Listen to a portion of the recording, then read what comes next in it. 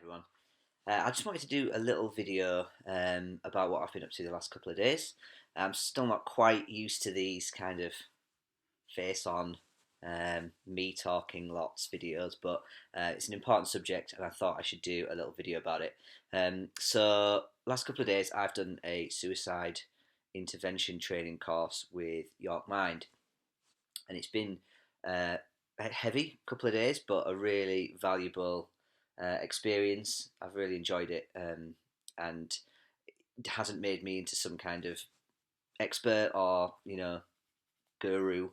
I'm not expecting people to suddenly come to me over anybody else for that matter, but it has given me a few tools and tips and bits of information that I think will come in handy, and I thought I should share with you.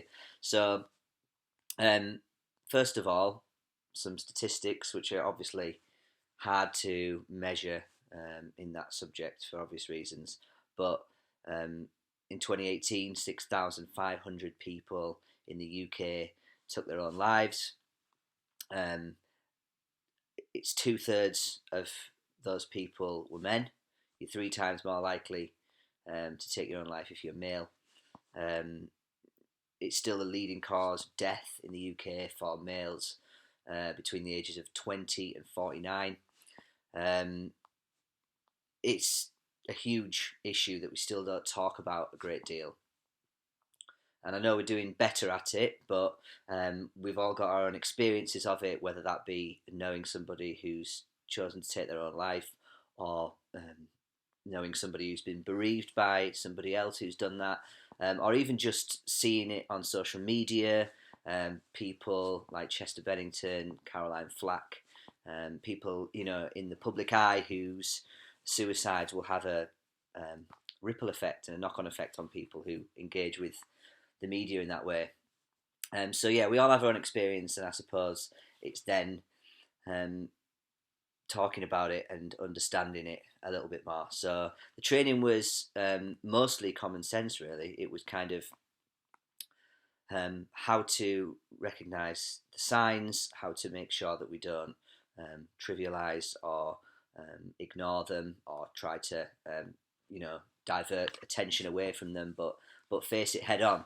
70 to 80% of people, again, it's hard for those sort of stats to be measured, but they think somewhere between 70 and 80% of people who take their own lives or who are suicidal will exhibit some signs. Signs could be things like, you know, saying things like, I've had enough, I can't do this anymore, I'm done.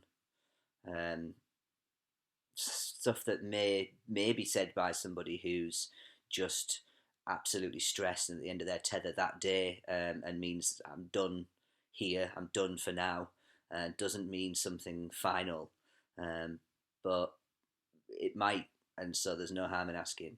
And behaviour changes could be things like um, not looking after yourself anymore, being late when normally you're punctual, becoming withdrawn when you've normally been sort of outgoing, um, suddenly seeming particularly happy and having clarity when you've spent quite a bit of time not being.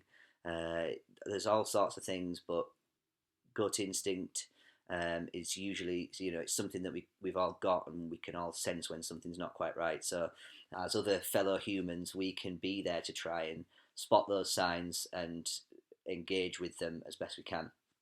um, so the biggest myth that came out of the training was that asking outright, being forthright about suicide, will not make things any worse. It will not put ideas into people's heads.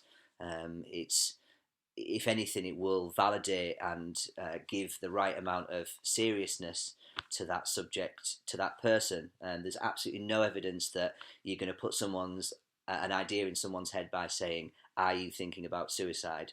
Um, we shouldn't be saying things like, "Please tell me you're not going to do something silly."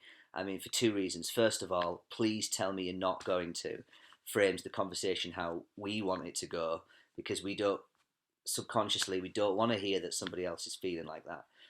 It's a perfectly natural thing to say, but it's not a natural thing for someone in that position to hear.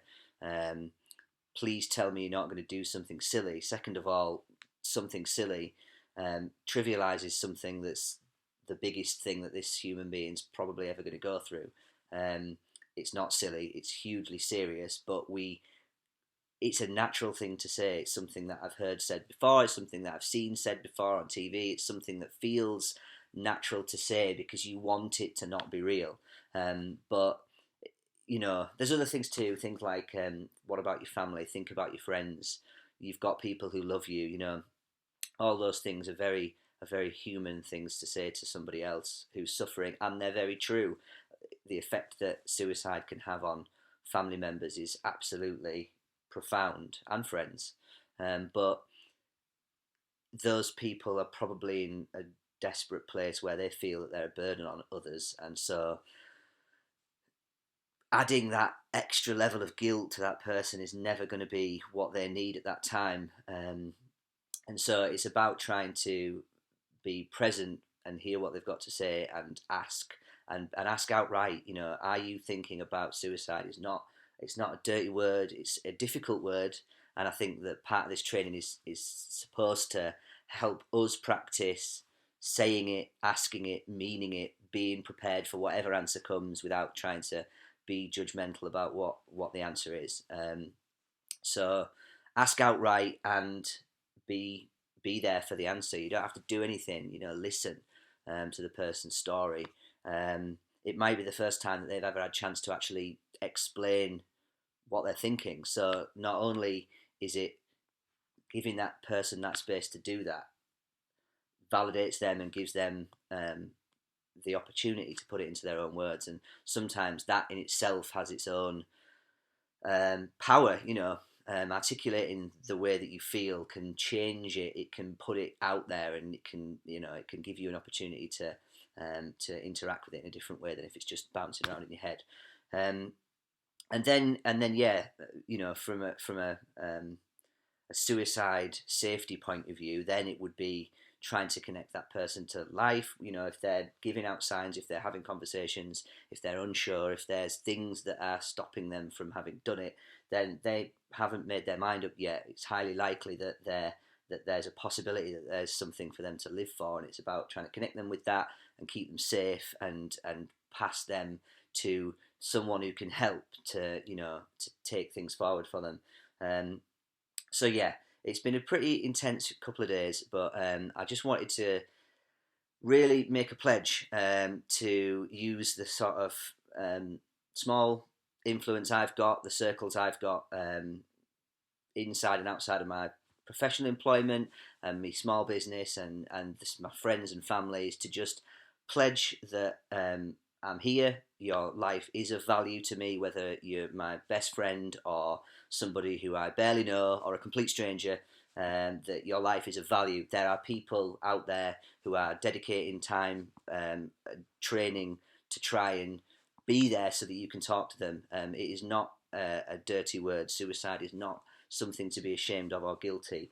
Um, as human beings, it's a natural part of our life to think about our mortality. And when you're going through difficult times, you are bound to have fleeting thoughts like that at some point in your life. We're all highly likely to feel like that at some time. So you can talk to me, but if not me, then talk to someone.